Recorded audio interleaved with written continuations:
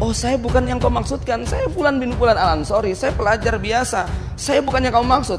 Kami yakin dari ciri-ciri kamu adalah Imam Mahdi.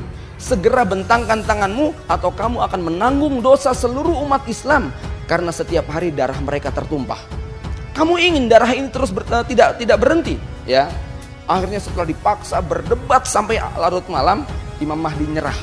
Baik, kalau begitu aku terima, baik.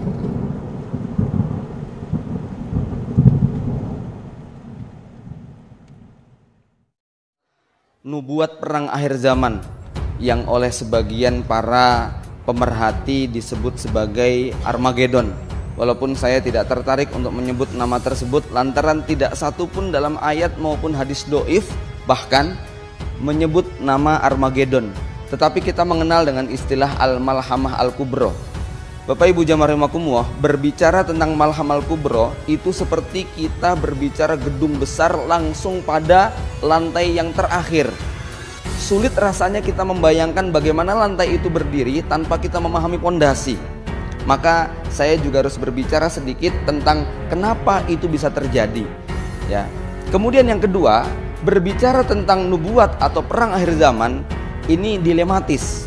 Di satu sisi nubuat ini memang harus disampaikan, tetapi di sisi lain dampak negatif tidak boleh muncul dengan pemahaman yang setengah-setengah. Karena apa? Ada beberapa orang yang mengkaji, mempelajari, mendalami tema semacam ini, yang muncul adalah depresi, yang muncul adalah lemah semangat, tidak bergairah.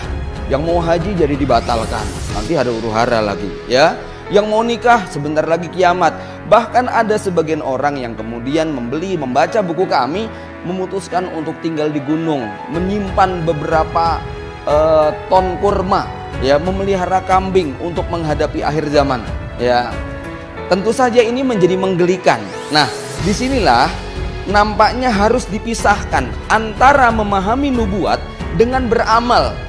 Beramal tidak boleh dengan panduan nubuat. Beramal ini adalah panduannya seperti apa Rasul memerintahkan. Hijrah ke Syam itu bukan gara-gara kita membaca hadis Ibnu Hawalah tadi alaika bisyam, bukan, ya.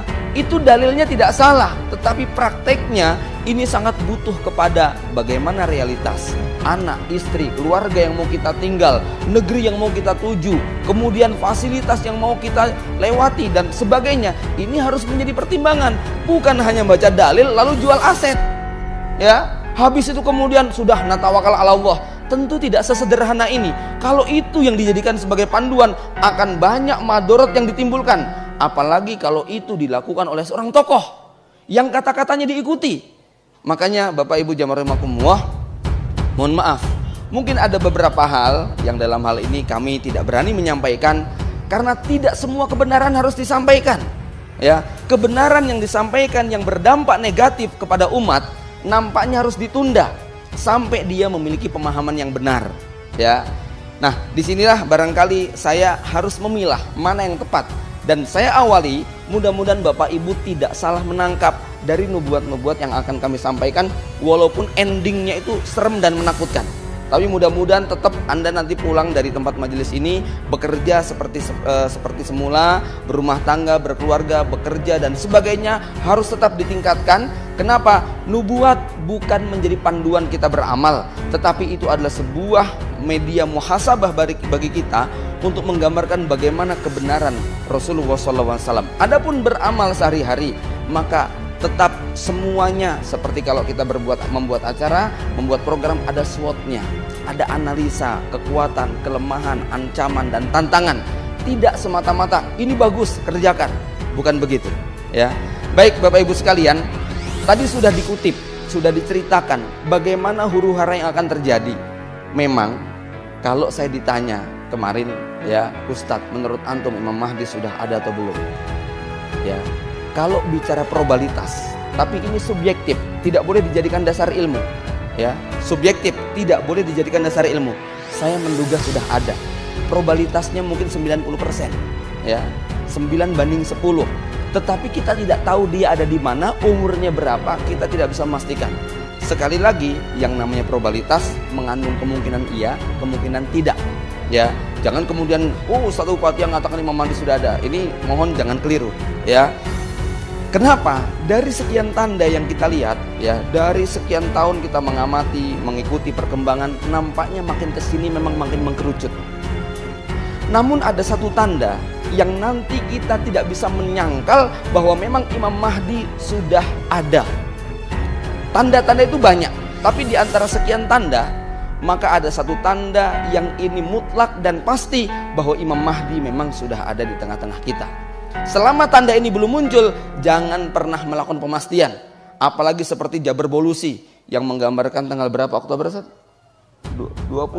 ya, 24 atau 23 Oktober Imam Mahdi akan keluar. Ya, ini waliyazbillah, ya, kita tidak ingin menjadi peramal, ya. Sebab memang bukan seperti itu cara kita memahami nubuat akhir zaman. Bapak Ibu jamaah rahimakumullah, fenomena yang terjadi di Arab Saudi pasca wafatnya Raja Abdullah memang mengalami perubahan politik yang cukup drastis. Bagaimana Raja Salman memang memiliki kebijakan-kebijakan yang berbeda.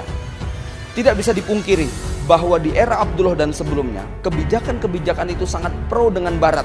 Kita akan melihat banyak sekali foto-foto Raja Abdullah berangkulan, berciuman dengan George Bush, dengan Obama, ya.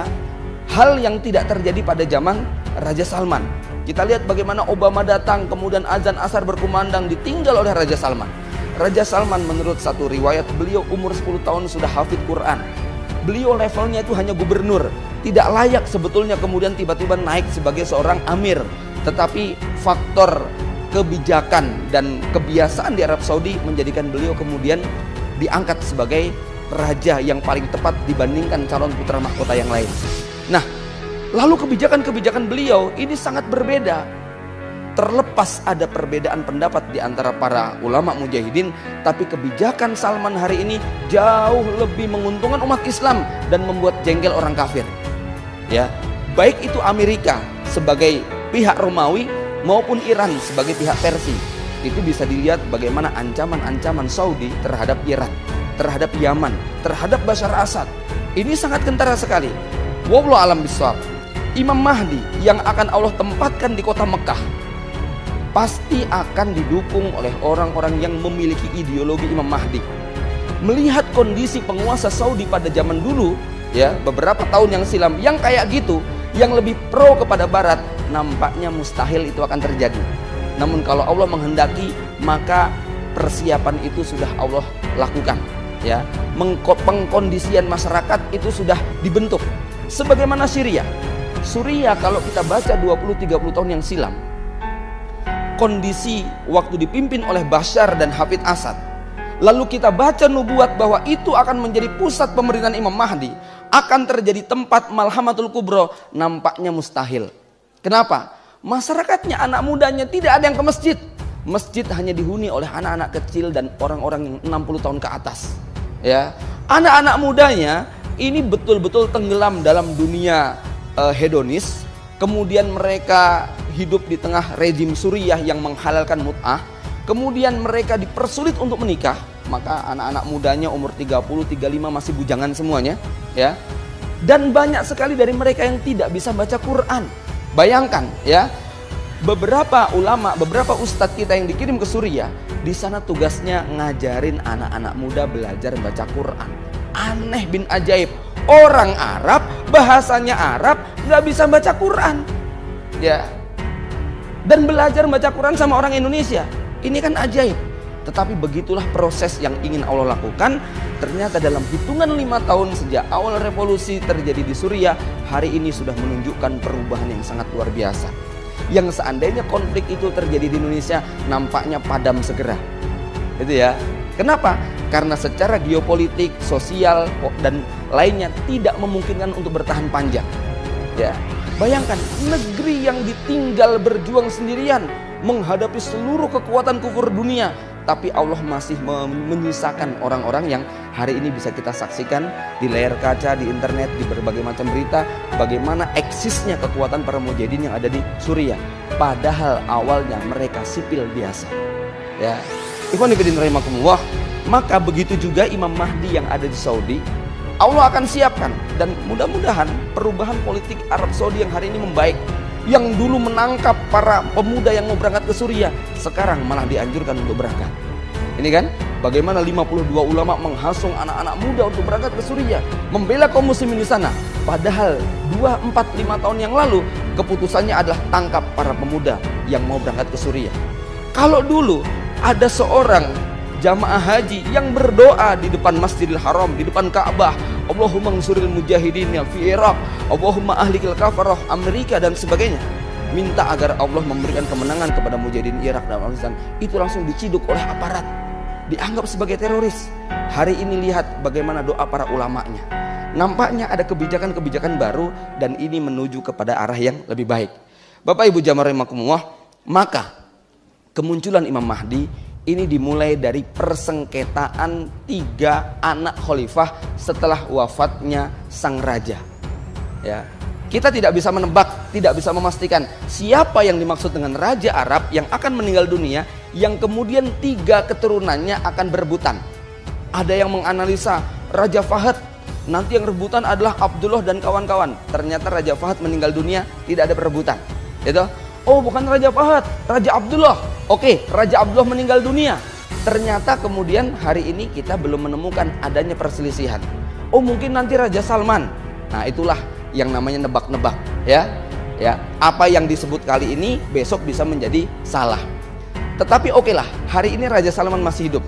Tapi seandainya, saya katakan seandainya raja yang dimaksud itu adalah Raja Abdullah, lalu akan terjadi perebutan kekuasaan, berarti kemungkinan usia pemerintahan Salman tidak akan panjang. Akan ada kudeta dari orang-orang yang tidak suka dengan kebijakan Saudi, yang itu dilakukan oleh putra-putra mahkota yang lain yang masih pro dengan Barat. Dan kita tahu bahwa memang putra mahkota yang lain pro dengan Barat, bahkan lebih Barat daripada orang Barat. Ya. Oh kalau Anda lihat foto-foto mereka, gaya hidup mereka, Al-Walid bin Tolal itu istrinya telanjang, gitu kan? Tinggalnya, hidupnya itu di Amerika, di London, di Eropa. Itu orang-orang Arab semacam itu, ya. Nah, kalau mereka tidak tahan dengan kebijakan-kebijakan yang dilakukan oleh Salman, boleh jadi mereka lah yang akan merongrong. Atau yang kedua, setelah kalau memang raja yang dimaksud dalam hadis ini adalah Raja Salman, ya, maka kemungkinan setelah wafatnya sang raja, nampaknya di bawah Raja Salman ini sudah siap saling cakar dan saling berebutan. Nah, kalau itu sudah terjadi, nampaknya nubuat berikutnya yang akan kemudian menjadi kenyataan, munculnya seorang pemuda yang bernama Imam Mahdi. Bapak Ibu jamaah rahimakumullah, saya minta mohon maaf nih, kayaknya saya minta butuh waktu tambahan, ya. Jadi mau bikin pondasinya saja ini sudah agak kelamaan, ya. Tapi ini perlu Bapak Ibu sekalian supaya pulang dari sini tidak kemudian jadi salah memahami tentang nubuat perang ini, ya. Jadi ketika kemudian terjadi perselisihan di antara putra mahkota, maka akan muncul seorang pemuda yang dia tidak punya keahlian memimpin sama sekali. Rasul menggambarkan laisa lahum mana'ah wala quwwah, tidak punya kekuatan, tidak punya prajurit. Dr. Ahmad Al-Mubayyad menjelaskan hadis yang berbunyi wa innallaha sayuslihuhu fi lailatin. Allah akan mereformasi Imam Mahdi dalam waktu 1 malam. Yang menurut Imam Ibnu Katsir bahwa Allah menerima taubatnya, menerima amalnya, tapi menurut Dr. Ahmad Al-Mubayyad bahwa Imam Mahdi bukan ahli maksiat. Muhammad bin Abdullah ini orang soleh dan taat, tetapi dia soleh secara personal, bukan soleh secara sosial. Dia soleh secara personal, ahli ibadah, ahli sholat, ahli qiraah, ahli macam-macam, tapi dia bukan panglima perang, bukan pakar ekonomi, bukan ahli strategi militer, bukan pakar sosial, sehingga dia ketika dipaksa oleh 7 orang yang mendekat. Jadi ada satu riwayat, tapi ini doif, 7 orang ini mendekat pada bulan Ramadan lalu mencari orang yang sama. Akhirnya mereka berangkat menuju Madinah. Nah kalau yang ini hadisnya sahih. Sampai di Madinah, kemudian penduduk Madinah mengatakan orang yang kamu cari sudah ke Mekah. Mereka balik ke Mekah, ya. Lalu penduduk Mekah mengatakan orang yang kamu cari baru saja ke Madinah, ya. Sampai bolak-balik 4 kali. Pas yang kemudian sampai ke terakhir kali ketika di Madinah dikatakan yang kamu cari baru saja ke Mekah. Berangkatlah 7 orang ini. Ini menurut satu riwayat yang doif adalah 7 ulama dari berbagai negara yang ketemu tanpa janjian, ya. Tapi ini memang dikuatkan oleh Imam Al-Barzanji di dalam kitab beliau, ya. Dan kemudian 7 orang ini akhirnya berhasil menangkap Imam Mahdi. Begitu ditangkap langsung dikatakan, bukankah engkau Fulan bin Fulan, Muhammad bin Abdullah Al-Fatimi Al-Hasani Al-Quraisy?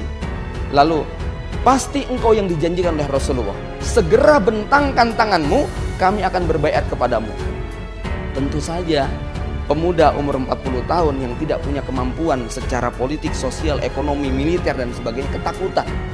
Oh, saya bukan yang kau maksudkan, saya Fulan bin Fulan Al-Ansori, saya pelajar biasa, saya bukan yang kau maksud. Kami yakin dari ciri-ciri kamu adalah Imam Mahdi. Segera bentangkan tanganmu atau kamu akan menanggung dosa seluruh umat Islam karena setiap hari darah mereka tertumpah. Kamu ingin darah ini terus tidak berhenti, ya? Akhirnya setelah dipaksa berdebat sampai larut malam, Imam Mahdi nyerah. Baik, kalau begitu aku terima baiat kalian. Ya, dibaiatlah Imam Mahdi, lalu Imam Mahdi tertidur. Nah, waktu tidur itulah innallaha yuslihuhu fi lailatin. Allah menginstal, mereformasi Imam Mahdi dalam waktu 1 malam. Pagi bangun itu sudah memiliki berbagai macam keahlian. Jadi panglima militer, jadi pakar ekonomi, jadi ahli sosial, jadi ahli politik, jadi ahli strategi dan sebagainya.